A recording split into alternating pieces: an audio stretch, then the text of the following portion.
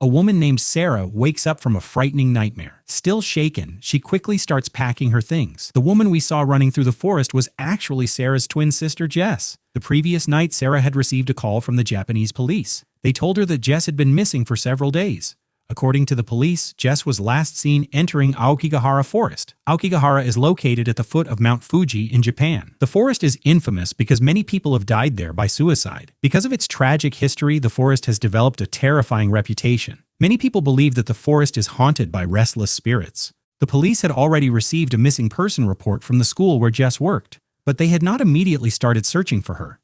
Sarah couldn't understand why. The police explained that Jess had entered the forest alone. Because of that, they suspected she may not have wanted to be found. They also told Sarah that if someone remains missing for more than 48 hours, they often assume the person has taken their own life. But Sarah refused to believe that Jess was dead. She had a strong feeling that her sister was still alive, and she believed Jess was in serious danger. After ending the call, Sarah immediately tells her husband Rob that she is going to Japan. She wants to search for Jess herself. Rob tries to convince her not to go alone, but Sarah refuses to change her mind. Eventually, Rob agrees. He has work commitments and cannot travel with her immediately. He promises to join Sarah in Japan as soon as possible. Sarah tries calling Jess, but there is no answer. Only her sister's voicemail responds. Sarah finally travels to Japan. She decides to begin searching for Jess the next day. That night, she stays in a hotel and searches online for information about Aokigahara. But what she finds only makes her more frightened. She sees disturbing photographs of people who died inside the forest. Their belongings are often left scattered among the trees.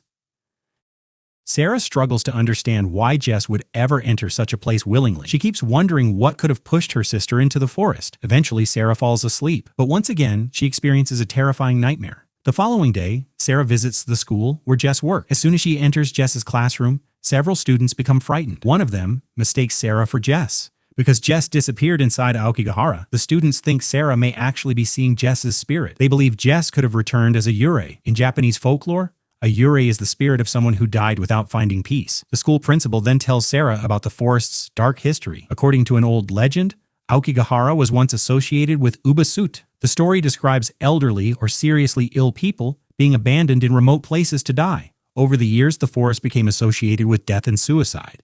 This led to stories that the spirits of the dead still wander among the trees.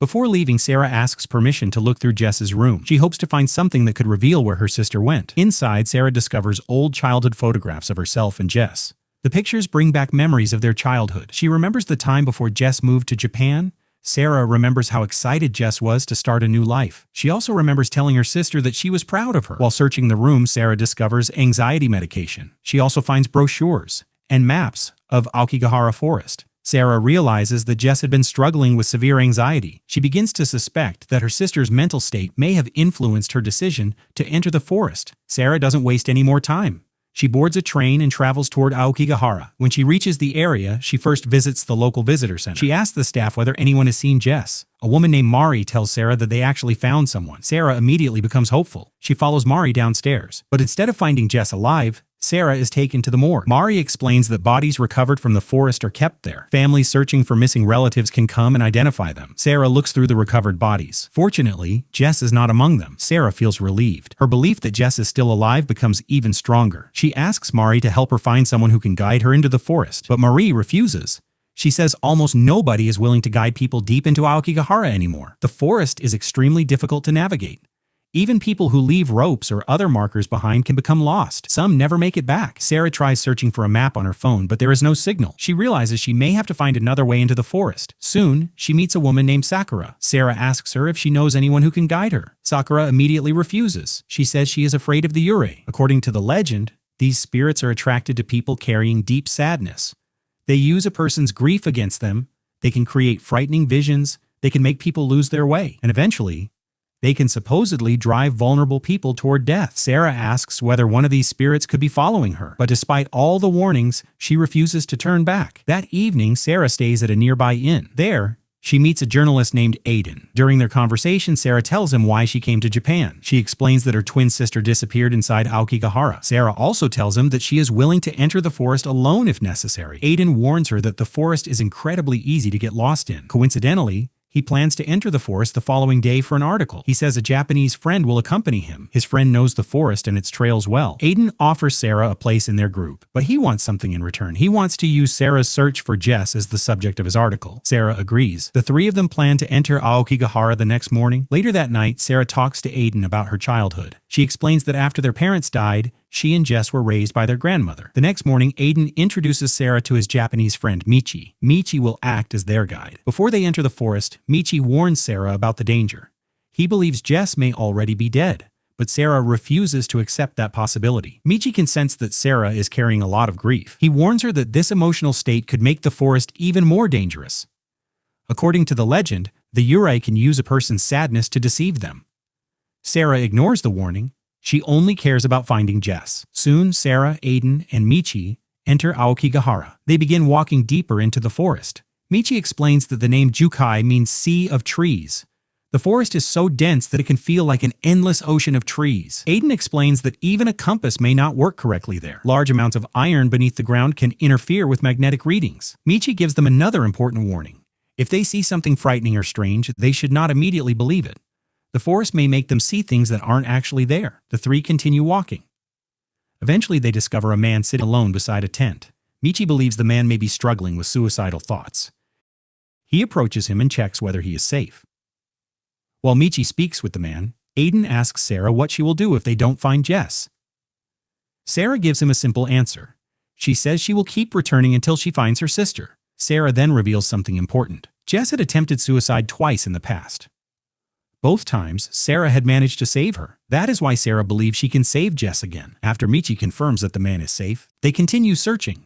As they move deeper into the forest, Sarah notices ropes and ribbons tied around the trees. Michi explains that some people use them as markers to find their way out, but others leave them behind for a completely different reason. Some people leave markers so that someone might eventually follow them and find their bodies. The group notices a rope that appears to be relatively new. They decide to follow it. Suddenly, Sarah sees something horrifying. A body is hanging from a tree. Michi and Aiden immediately take the body down so authorities can recover it. The discovery leaves Sarah even more shaken, but she refuses to give up. After hours of searching, they finally discover something familiar. A yellow tent appears among the trees. Sarah recognizes it immediately. It belongs to Jess. For Sarah, this is proof that her sister was recently there. She becomes convinced that Jess must still be somewhere nearby.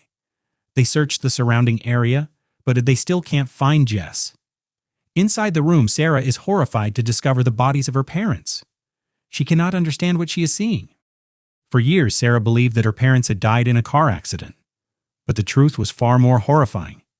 Their deaths were not accidental. Sarah's father had murdered her mother. Afterward, he had taken his own life with a gun.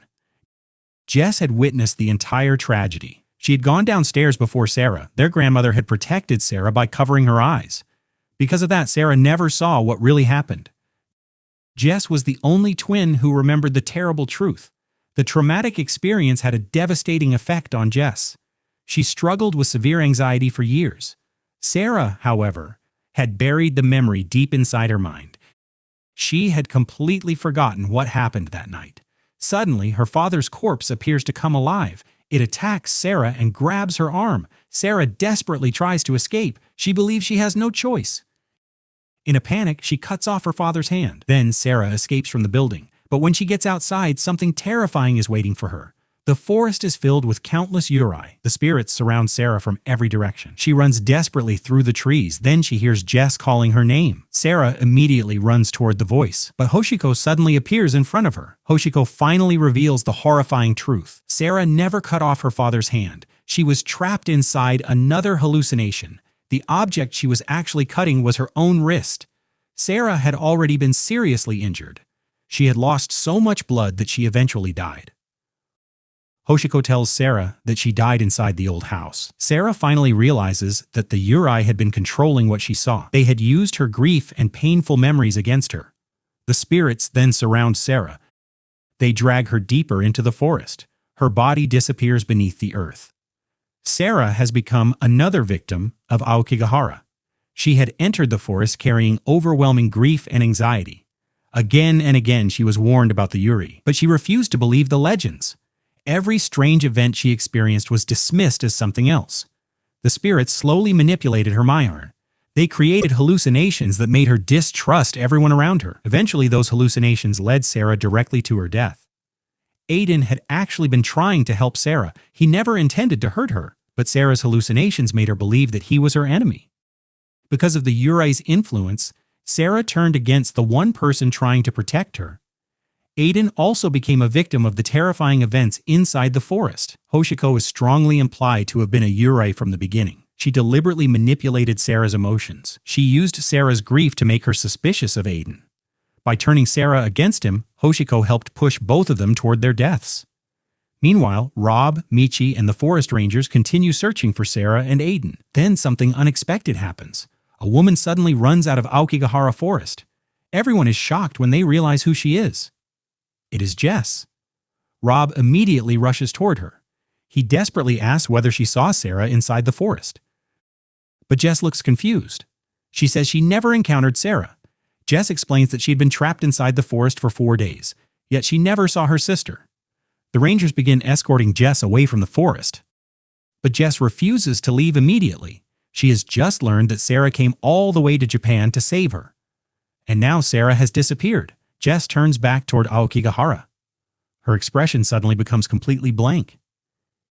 It seems she finally understands what happened. The bond between the twins may have been broken forever. Jess had spent more time inside the forest, but she managed to remain calm. She didn't allow her grief to completely overwhelm her.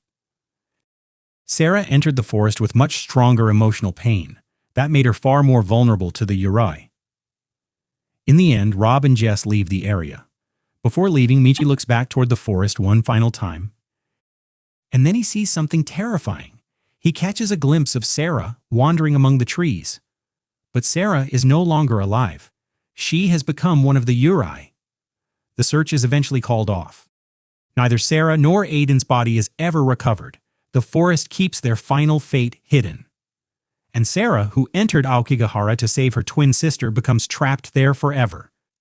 The story ends with Sarah's spirit wandering through the same forest she entered searching for Jess. Sarah entered Aokigahara believing she could save her twin sister, but the forest slowly turned her own memories against her. Every warning she received was ignored, every strange event was dismissed, and every hallucination pushed her deeper into danger. The Yuri discovered Sarah's greatest weakness. It was her love for Jess.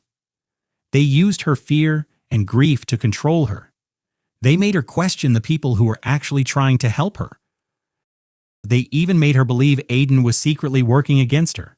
In reality, Aiden had been trying to keep Sarah alive. But Sarah could no longer tell the difference between reality and illusion. The forest had completely taken control of her mind.